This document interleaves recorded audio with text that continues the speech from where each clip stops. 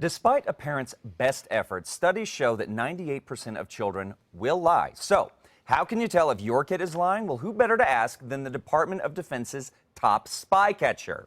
In his book, Human Chess, A Spy's Guide to Understanding and Influencing Others, Lieutenant Colonel Chris Simmons reveals how to know when we are being lied to. And we are fortunate enough to have Chris joining us on the Style Set this morning. Thank you, sir. Appreciate you being here. Thank you. Absolutely. This really important topic, like I said during the break, I have an 11-year-old daughter. We're starting to get into that area where, she's great, doesn't do it that much. But I have to ask you, how did you get into this business of lying?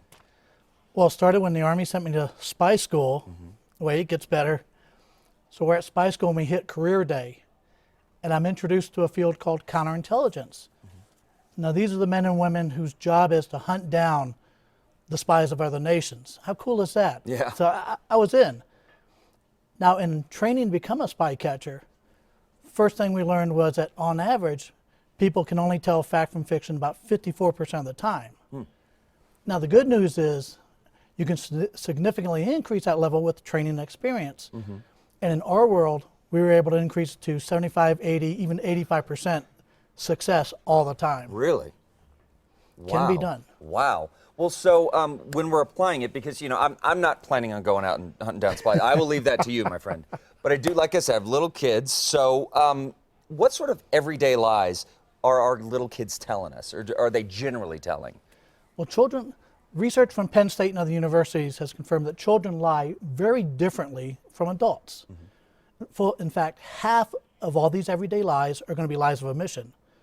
But then you have to add on another 25% for lies of misdirection. So only 25% are actually hardcore lies of deceit. Now, the sad news is that as they age, they become more sophisticated and enthusiastic about it. Right. And so that 25% that are hardcore lies will increase to 60% by the time they reach adulthood. No kidding. Wow. So it starts out with the lies of omission, which, I'm sure every parent out there can relate to and recognize. So what are some of the signs that our little ones are lying to us? Well, let's keep it simple and look at just 3 indicators. Okay. The first is what I call the Polly the Parrot response. And we've all seen that. It normally goes something like this. Hey, did you eat the last of the cookies? What, me? Talking to me? Did I eat the last of the cookies?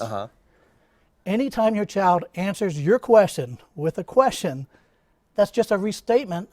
You've got a problem. You're being deceived. Okay. They're buying time so they can think of a better lie. Makes sense. The second is anytime you get an extended answer to a yes or no question, you're being deceived. The only correct response to a yes or no question is a one-word answer. Right, yes or no. And now, is that also because they're trying to buy time, or is it just nerves, or? It's not nerves. They're buying time. Okay. And positioning themselves for the next story. Okay. And then, which actually leads into the last but not least point, generalizations versus specifics. Listen to changes in the level of detail when your child's telling a questionable narrative. And then compare it to how they normally speak. Those changes, those anomalies are where the lies are buried. Okay. Will they get more specific typically? It varies by child. Okay. So you're looking, some will go more specific, some will become more general. Okay. So that's why you have to have a baseline and see what did they do to me just now and how they normally act. Great. Okay. So, well, these are all great tips, and I'm sure we've got a lot more in this book. So how can we pick up a copy of this book?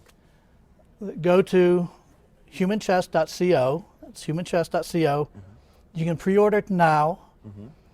Go to Forthcoming Books and sign up there for an advance copy.